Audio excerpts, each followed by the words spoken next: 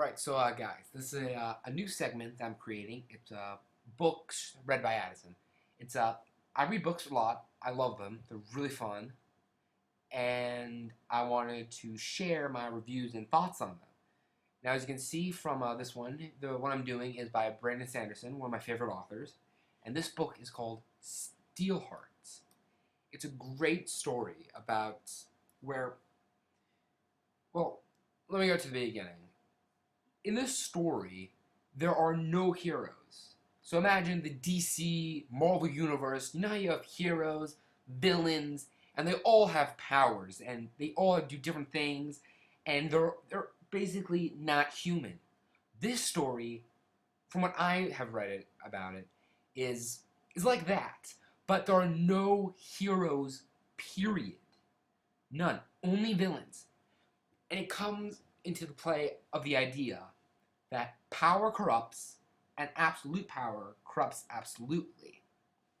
The story takes place in the city of Chicago, where this meteorite is just hanging in the sky, and they call it Calamity. Well, that's what the scientists have called it. The main character's name is David Charleston. He's a regular guy, has no powers, and the book starts out with him as a child of 10 years old, around that age.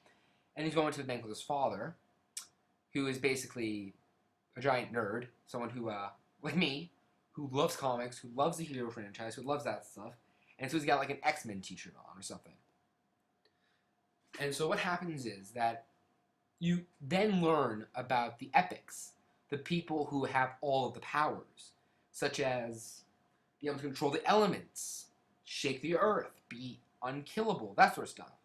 But the epic that comes into the bank at that moment has the one ability to kill you when he points at you. So he came up with this stupid name as Death Point.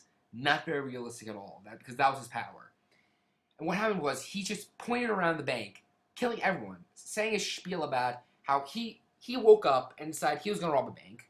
He took a shower, had breakfast, and was like, do what?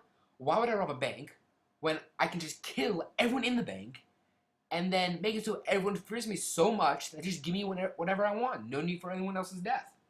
So he goes in and he starts killing everybody. And then it's pretty gruesome. People are burned to ash. Children are being killed. Mothers are being killed.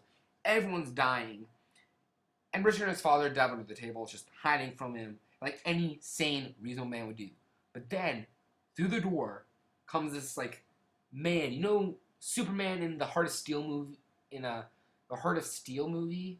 Or Man of Steel? Yeah, Man of Steel. How he's, like, really grizzled. He's got, like, a beard. He's like that sort of stuff. This guy's got, like baggy pants, like a baggy shirt. And he's got, like, the Superman logo. So he just flies in. He just hovers in. And Death Point, just, like, grinning madly, points at him, tries to kill him.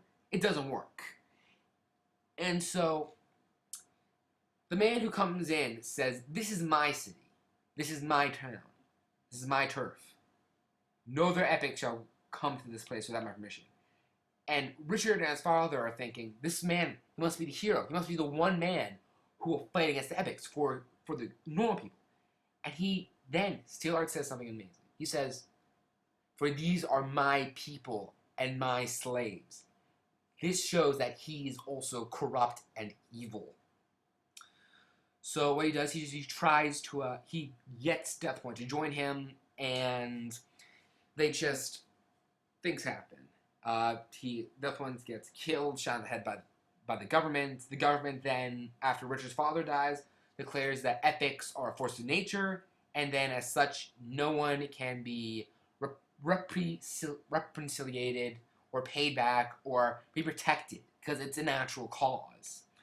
So they're just basically called to be basically gods. They became the overriding force. As the years passed, you still follow the story of David Charleston, who has become incredibly fascinated with killing epics. And so he hears about this movement called the Reckoners. They're basically regular people who fight against the epics to protect humanity. But they're not a movement for a new government, they just kill epics. That's all they do. That's all they want to do. That's all they ever do. But of course they're just human, so they're pretty weak. They can't go up against like people like Steelheart. And there are just other people everywhere. And this also brings him to the so David, he goes around and he finds information about Steelheart's inner circle and other epics in the city of Chicago, which is now turned to Steel. As they go through the story, he meets the Reckoners, he joins them, he kills an epic, one who can predict the future, and then also to bonus that, he has agility, and his name is it's like fortune from Greek, from Roman. It's like the Roman holiday. I learned about it in the book Percy Jackson. That's another book I'll go over later on. But what happens is that he kills the epic and he joins the Reckoners. After a while, at first, the Reckoners, they don't trust him. They don't trust anyone who they don't know, because if they're killed, then humanity just gives up hope. So, David, he brings his research into the Reckoners, and he convinces them to help him kill Steelheart.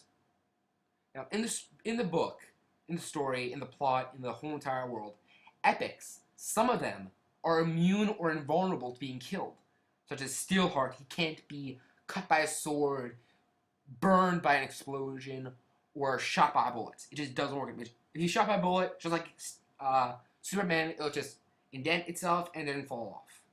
No pain. And there are other epics like that who can't be killed, and it's insane.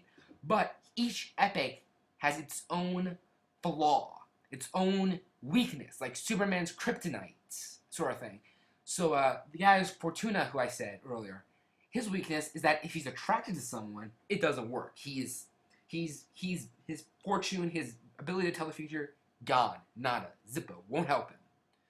And then there's other guys who can only be killed if they're shot by a guy who is exactly 19 years old or caught in a crossfire, someone who you don't want to personally kill.